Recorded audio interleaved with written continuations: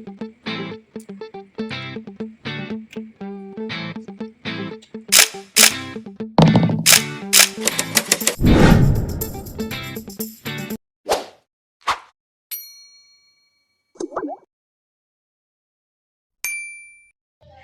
semuanya, ini adalah konten pertamaku menampilkan wajahku di video.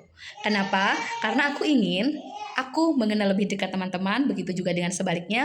Kenalin dulu nih, aku Ulfa, ibu dari 2 anak. Anak pertamaku cewek, usia 8 tahun, kelas 3 SD.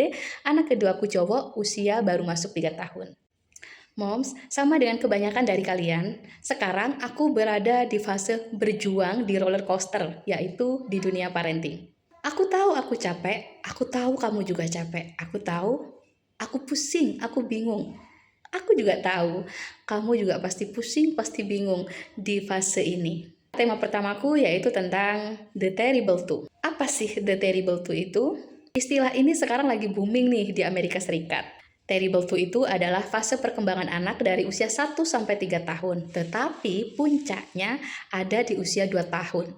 Fase ini ditandai dengan anak kita sering teriak, anak kita sudah berani menantang, anak kita tantrum.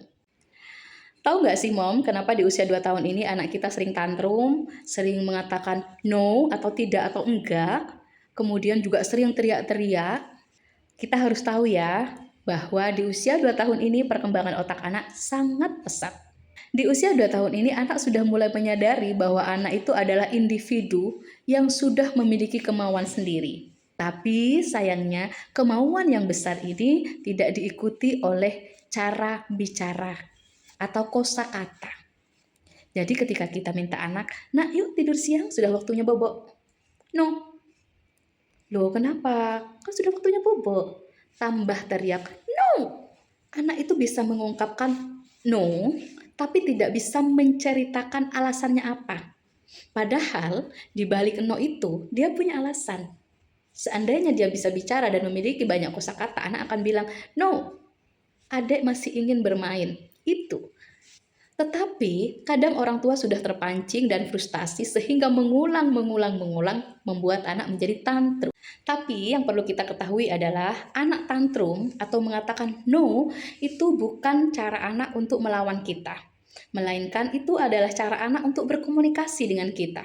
Dia ingin menyampaikan bahwa aku tidak mau, tetapi memang masih terbatas oleh kosakata. Nah, apa yang harus kita lakukan ketika anak kita berada di fase terrible two ini? Pertama, kita harus menurunkan ekspektasi kita terhadap anak bahwa di usia 2 tahun ini tidak semua anak mau mengikuti apa yang kita mau. Kita harus survive, kita harus bisa bertahan, dan kita harus bisa memaklumi. Kamu jangan ambil emosi, tarik nafas panjang, dan kamu juga harus sadar bahwa fase ini hanya sementara, tidak selamanya. Anak kita tantrum karena anak itu percaya bahwa ibunya adalah pelabuhan yang aman untuk anak meluapkan emosinya. Jadi semangat ya, kamu sudah melalui hari ini dengan baik.